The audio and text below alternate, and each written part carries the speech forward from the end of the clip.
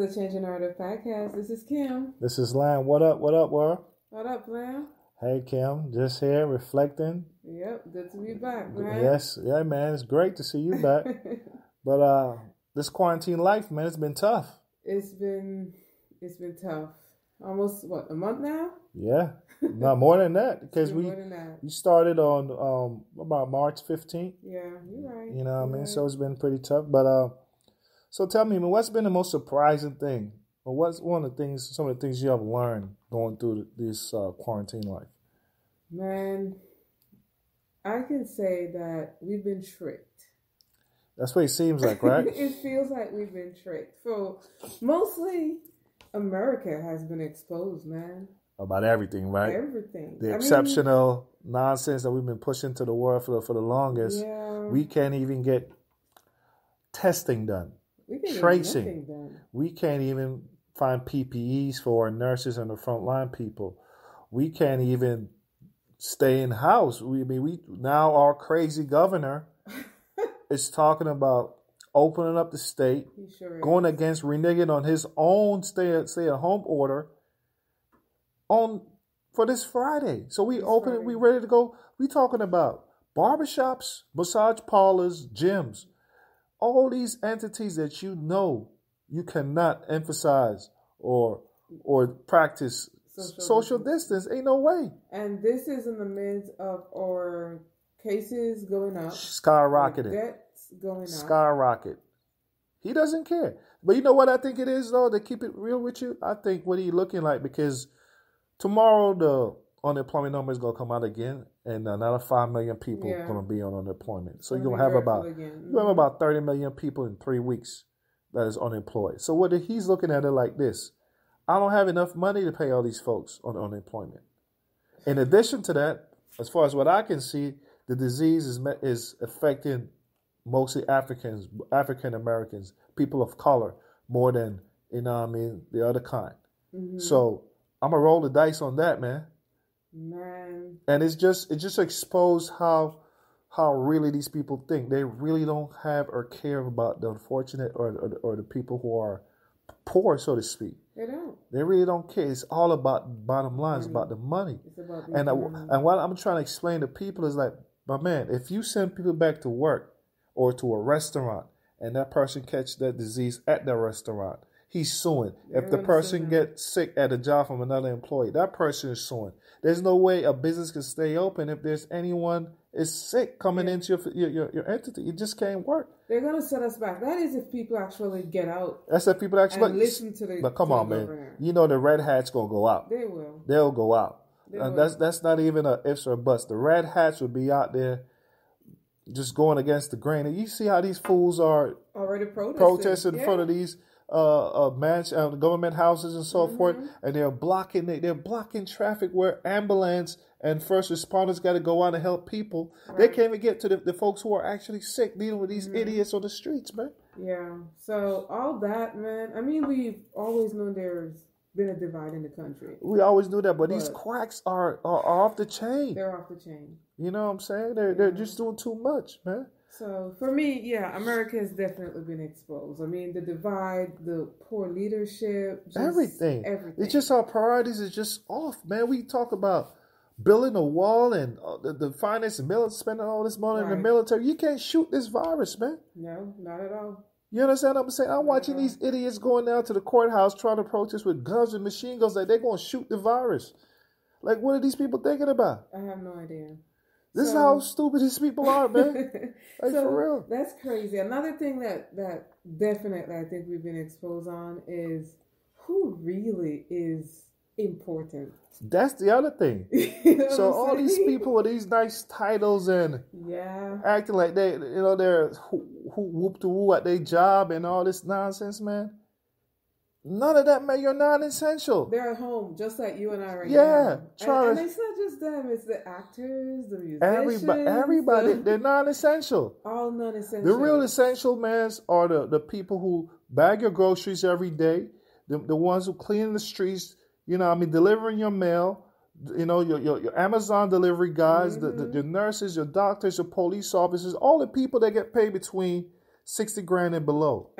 All the people who you normally tell your child, you don't probably aspire to don't be want to that. be that, with the Right. exception of maybe a doctor. You know what's so crazy you say that, man? Because I find out today that it was 9,000 nurses in America so far That's been has affected. contracted the COVID-19. These Some of them have people- passed see, away. and that really Brings irks it home. you, right? It brings it home. Yeah, it irks you because, like the other day, a 5-year-old died. Yeah. For whose both parents are frontline workers. Frontline workers. So while we have our frontline workers around the world, Around the world, going out there risking their lives, we have idiots saying this ain't real. This ain't real. It ain't as harmful as we think, but yet they have masks on their face. Doing this, so, You know, it's like it's just a walking contradiction. That's all it is. They're a walking contradiction, and they don't see the irony in some of the stuff they say or some of the actions they portray to the world. You know what I'm saying? Yeah, So it's just wild. But other than that, so what are the most surprising things that you actually seen so far, other than some of the things we talked about? I'll tell you the truth. One of the most surprising things I've seen is how quick people have started going broke or crying over money after losing their job. I mean, after 1 week in quarantine, 1 week, people were like, "Oh my God, I don't have money for rent. I can't feed my kids." 1 week. You know, it's so crazy. This is not. I'm not even talking about Belize right now. Right. I'm talking about America. Well, it's so crazy because I don't even call it 45. 45 is going around telling the world how great we are, how great the economy is, and so forth. But what people never talked about is an average American has less than $400 in their bank account in the case of an emergency. Clearly. You understand what I'm saying? Exposed now. An average American have less than $400 in case of emergency. You understand? Man. And without some of the measures that they're doing, a lot of these people can't, as you see right now, a lot of these people can't pay their rent. They can't find food. If you see some of these pantries around the country, lines, 3, 4, 5, 6 miles long. Of lines of people sitting around in their cars just running out of food. Their entire day waiting to get a box of food.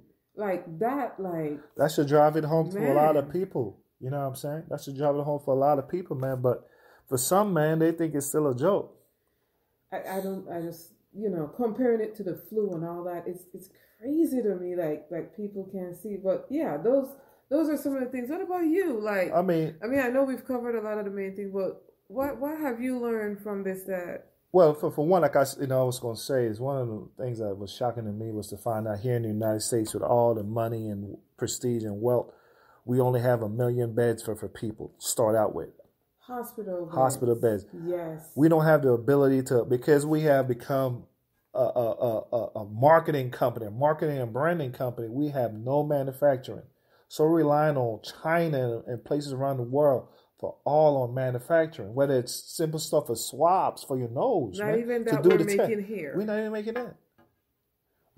That's crazy. And even in the midst of the pandemic, 45 hasn't hasn't acted on making sure that's happening. That's going on. So the gowns, all the PPEs, nothing is getting done here. Again, those are things that you don't even think about. You don't think about. You don't think about. We are really just a branding country. That's all it is. We're just a marketing and a branding country because this is where the money is. So we don't have to manufacture. We go to people, people in the developing country for cheap labor to develop everything, make everything, right, and they sell it here for a profit. That's what's really going on here. And you know what's so crazy? What's so ironic to me, man? In 2 months, 50,000 people died. Reflect on that. Chew on that for a little bit. 2 months. 50 people just died. That's more people than Vietnam, man. Yeah. That died in Vietnam. More than 9/11, more than the 10-year war that we did in Afghanistan and Iraq combined. 50,000 Americans gone. Americans in 2 months. In 2 months. That is insane. In 2 months. And now they talking about putting us back out there for another 50,000. I feel like they're trying to meet their original quota where they talking about 100 or 200,000. They're trying to meet that quota now because they're not. This 45, he has no empathy or value anybody's life. The only thing that he cares about is this re-election, man. Right. And it's like, it's just sad. Again, it brings that home for you too, right? How disconnected people are. I mean, I mean, we're kind of finding ourselves in right. the quarantine. But my thing is this, right? I think if we don't get anything, we gotta change what we're doing, because what we are doing and what we have been doing is not working. Right. You know what I mean? What we have been doing has not been working. And with that being said, I want to apply that now and talk about what's going on in Belize. Yeah. Now, Belize is doing a great job in regards to. Yes. I mean, some of the stuff that are doing are, we think it's kind of draconian, where you got to stay at home against your liberty and so forth. And I notice now they're doing some of the things we suggest in regards to how to actually manage, the pantries and get food out and so on and so forth to the people. Mm-hmm. The government done a great job and only, have 18 cases. That was pretty. I mean, yeah. In comparison to the rest of the world, that's that's a good job. Yeah. 2 deaths. I mean, I'm very sorry that those 2 deaths happened, but in comparison to 50 deaths and more that we're dealing with, 50,000. 50,000. Yeah, I'm sorry, 50,000 that we're dealing with. I'm pretty sure these people can see that's a drop in the bucket. Again, I'm sorry that we lost these people. Right. I knew one of the person that passed away. Mm-hmm. You know what I'm saying? But you got to give credit is due, man. They're doing a great job. But I hate to be the bearer of bad news, because I don't think people really understand what's coming next. Right. So your big concern right now is what happens later. And what's happening next is worse. Because I did some numbers today. I did some studying. I looked at the entire region, Latin America and the Caribbean. Okay. And all these governments are going broke. And one of the things I feel the Belizean people don't understand, the government went out in front of the public trying to be transparent. I understand why he did it. Explaining how much money they're borrowing and so forth. So to a Belizean, they're here 75 million or 100 million and so on and so forth. An average Belizean who's making 20 grand a year, that sounds like a lot of money. Sure. In theory. But what they don't understand is, the government is not making no money. Right. The government coffers is dried up. You understand? And God knows when they'll be able to borrow money again on that scale, because the big countries, the countries, the first world countries like America and UK and so on and so forth, some of the countries that we rely on for our trade and so on and so forth, tourism, that money is not coming back into our atmosphere anytime soon, or in that region anytime soon. Right. And what's going to happen is the government going to run out of money pretty soon. And when that happens, teachers going to have to take a pay cut. The police officers going to have to take a pay cut. The frontline people going to have to take a pay cut. You understand? That's not good at all. And for a lot of people who think, well, let us just open up our economy and things will just go back to normal. There's no more normal. Right. So this idea of a normal is a myth. Right. What we used to know as what we know as normal is no more. This is the new chapter. So people, you understand, you got to take this as a new chapter. Start to register that in your mind. So my thing is this. I mentioned last week that the government need to take this opportunity to fight for some of the things we talked about in the past. Like, we cannot no more. We don't have the luxury no more to be buying electricity from other countries. We have the sun. We have all the necessary things within our country to be self-sufficient of solar energy.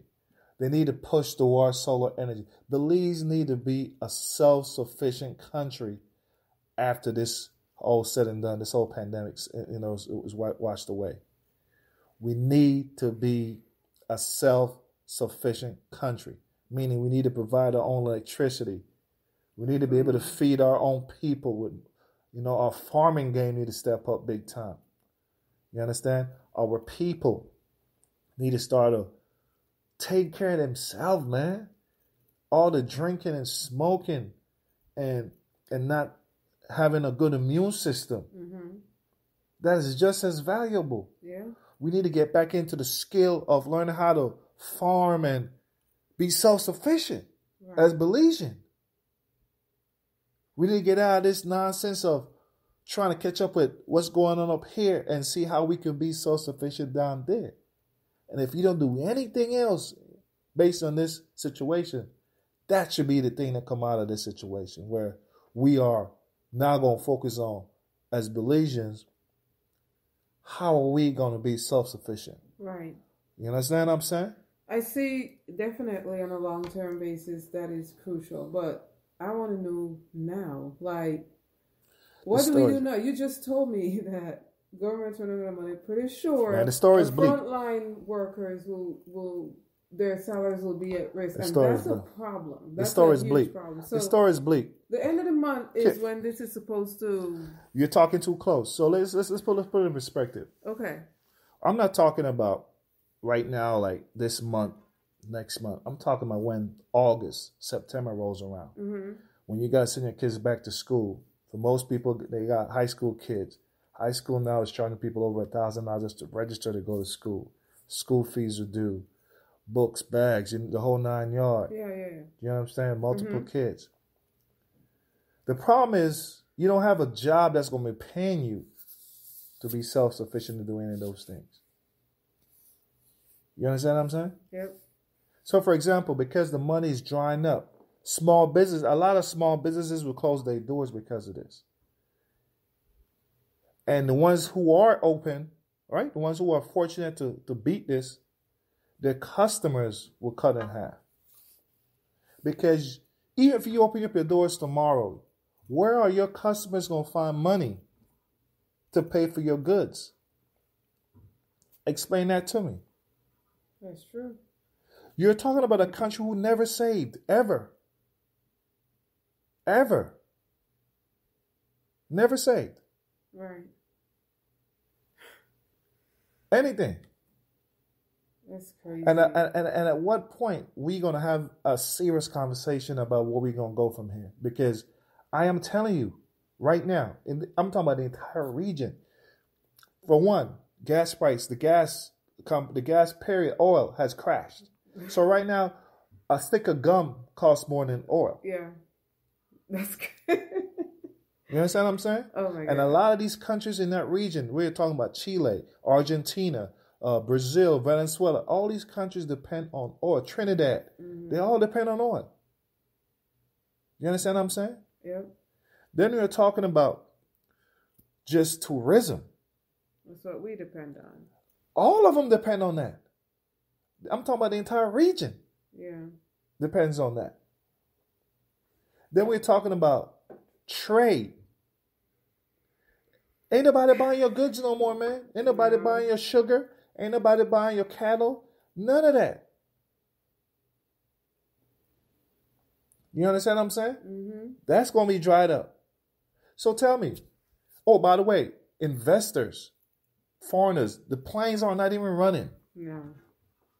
And God knows when it's going to be safe enough for a person to get on the plane to come and invest in Belize, buy land, buy whatever. Mm-hmm. And the fourth thing is, to me, the most important part of it, a lot of the family members who are dependent on family members here in the States for a little stipend every now and then, Western Union or MoneyGram to a little 100, 200, 500, to throw them a little bone there or not. That's drying up. Yeah, the Americans can't even feed themselves. They can't even feed themselves. So with all these entities and avenues of us making revenue, it's drying up. You as a small business able to beat this. You open your doors. Who's going to come by? Where are they going to get the money? Where you get the money buying any of this stuff? People will be focused on what's essential, food, staying alive, their safety. And they just released a bunch of these guys now back on the streets. We got to start to have a real conversation as to how we going to move forward. And the idea that they think we're going to move back to how it was because that's all they think we know, that's not acceptable no more. The party's over. Yeah. That region will face a severe recession and probably a depression. As it is right now, they're having a hard time getting food down there to people in PG. There's a drought. Yes. Hurricane season just started. We're about to start pretty soon. It's soon. On the way to start. Yeah. You understand what I'm saying? People got to start if they don't understand that we at this time, we as one people have to come together, they will never get it. Right. We don't have the luxury no more to be complaining about stuff. We don't have the luxury no more to go at each other's necks, arguing over nonsense. Watching people off material things don't mean anything no more. It has no value. We should be aware of that now. You understand? Like, that should be material things has no value. Yeah. What matters most, man, is your people. Mm-hmm. And what we can do if we work together to build a better society for ourselves. But I don't know if they're going to get that. So what you think? I think, as we have seen here in the U.S., a lot comes down to leadership. And they need to be hearing and having conversations like this at home. It's hard for a politician to be honest, okay? A politician can't say what I say because he needs your vote. So ain't nobody going to vote for a politician that's going to tell you you're going to have a hard life. Okay, but there are also other leaders in our community. And are there? I mean, we have to have people who are thinking and saying, hey, where do we go from here? No one wants to tell the truth. Everybody want to live in this pie in the sky life. It's a pie in the sky mentality that we have down there now. It's all good. Whereas it's all good until it's not. Right. Because as it is, I want to bring it back a little bit more short term, and I'll tell you why. The stay-at-home thing that we have right now. Stay-at-home order, yeah. It lives on the end of the month, right? Okay. And I already hear people being all excited about that. Okay. And thinking that things are just going to go back to normal. I'm going to go back to my job. That's why we had changed the narrative. People are going to come back. People will buy. It will be, we'll buy it and it'll be just the same. It's not the same. Well, that's how I changed the narrative. Thinking that short term that, this will be over with on the 30th. Well, they're going to be shocked.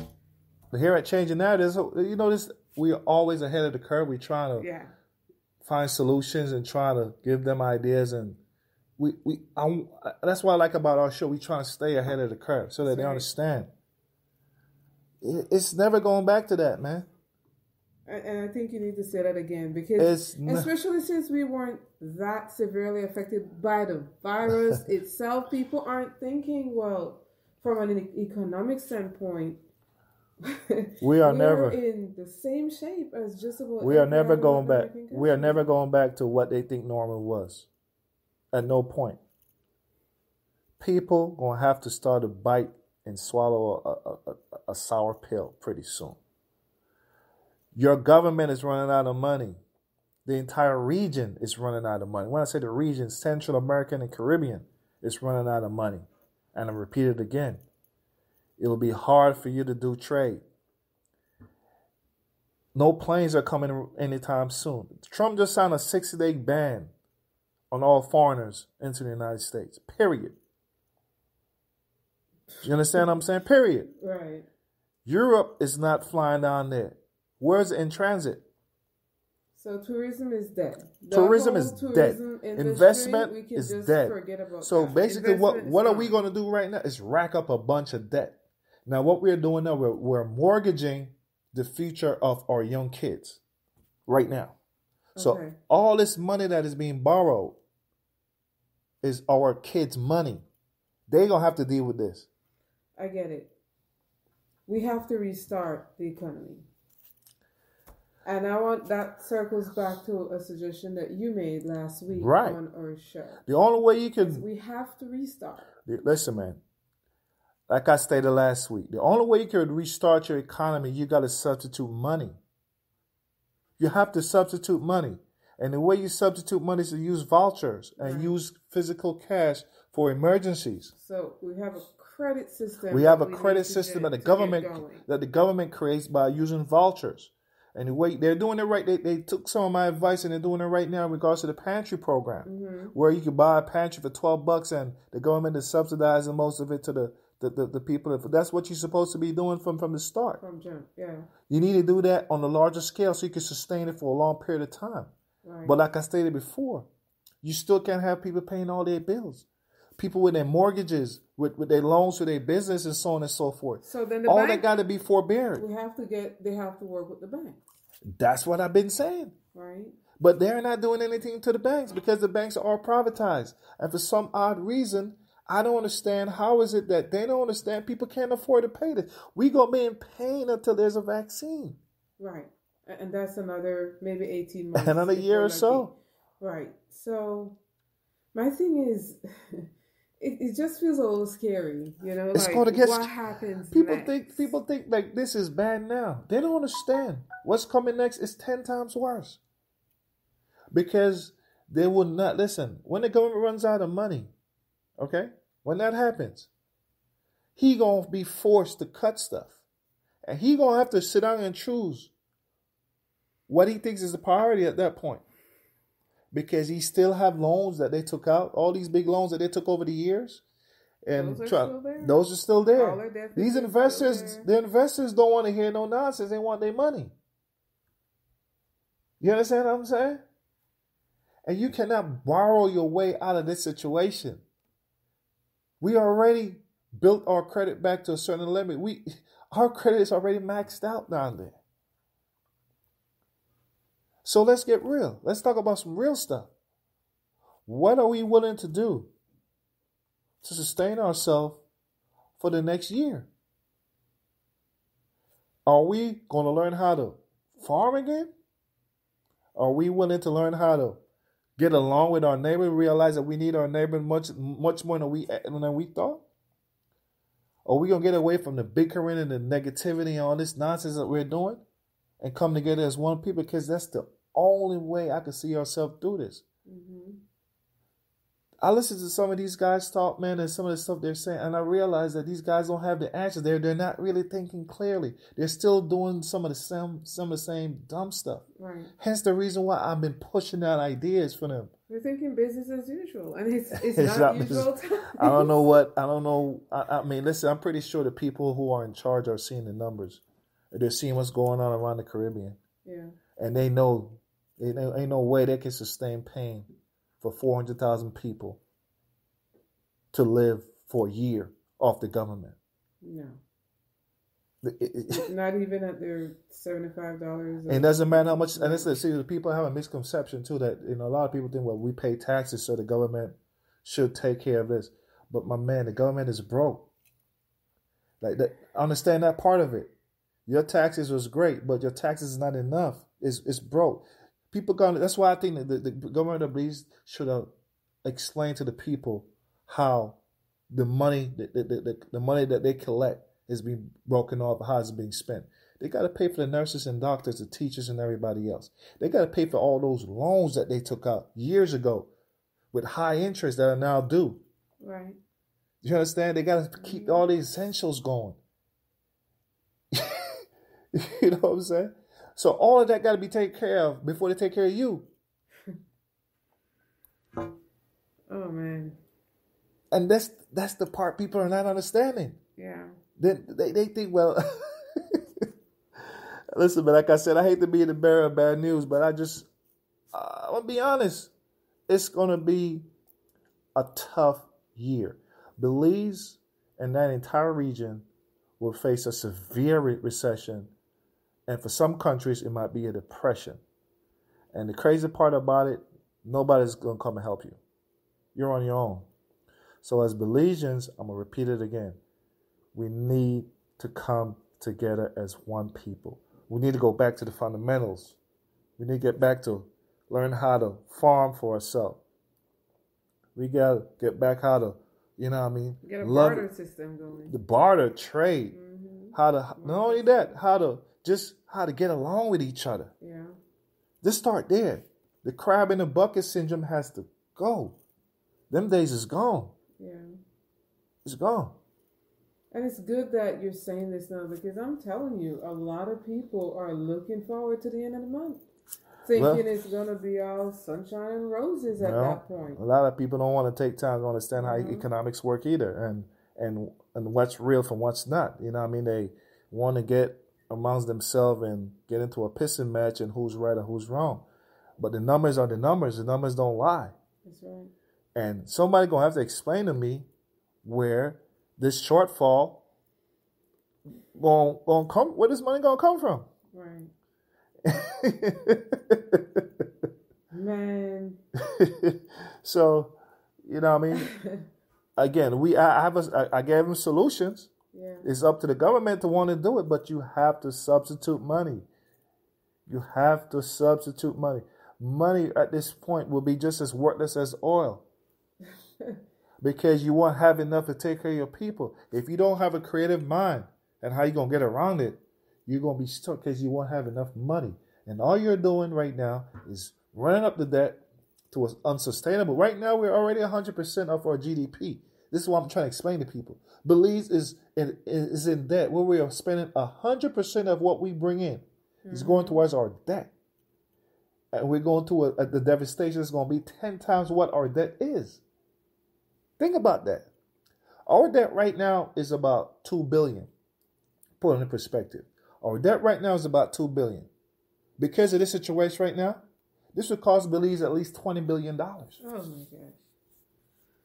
Wow. We will be $20 billion in the hole. So do that math.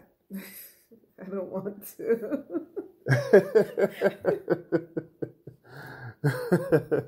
So listen, man. It's Belize. It's the world, man. It's the world who's gonna be going through this. Hey, man. That's why I said I hate to be the bearer of bad news because, like you said, I watch what's going on and people they acting like it's gonna be a celebration. It's gonna be or whatever, and life's gonna be real. It's gonna get real after this because the money is gone. Yeah. And all these big companies and these big people that you're thinking about that's going to come in and help you. They ain't coming. Therefore, listen, man, people are in business to make a profit. Period.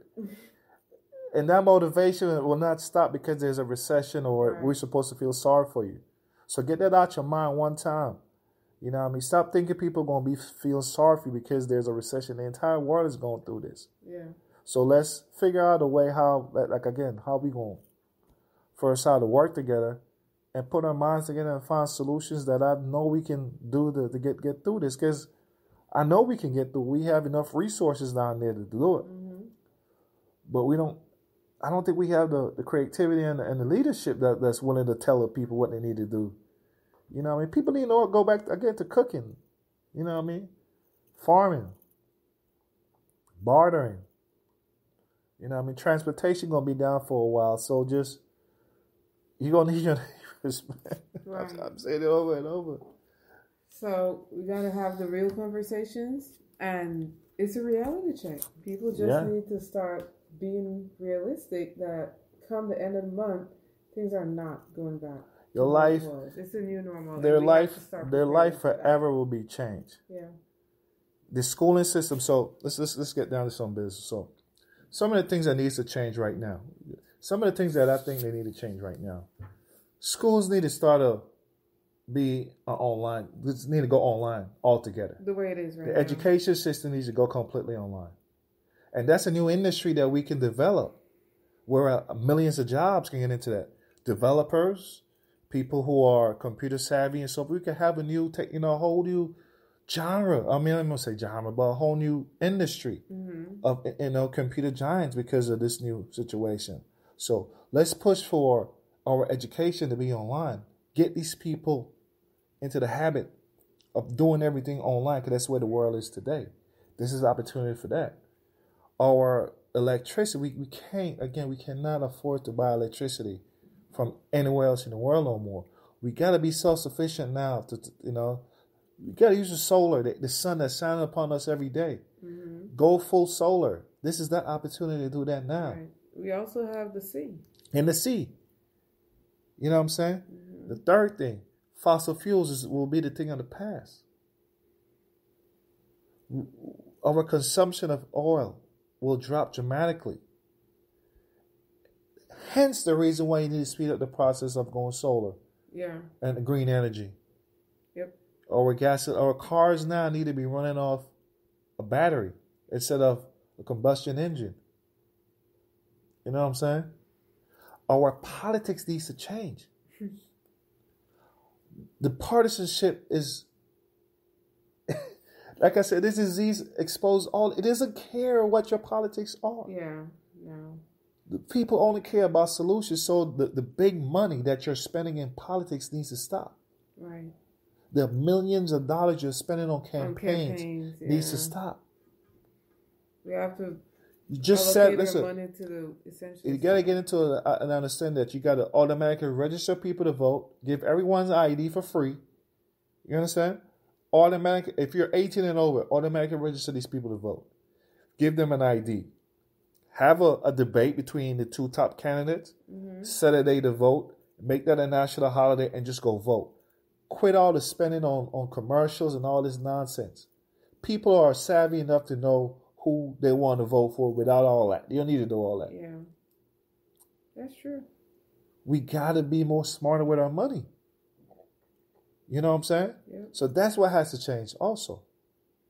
You know what I'm saying? Our infrastructure, the falling apart tourism industry that we got going on, our roads, our bridges.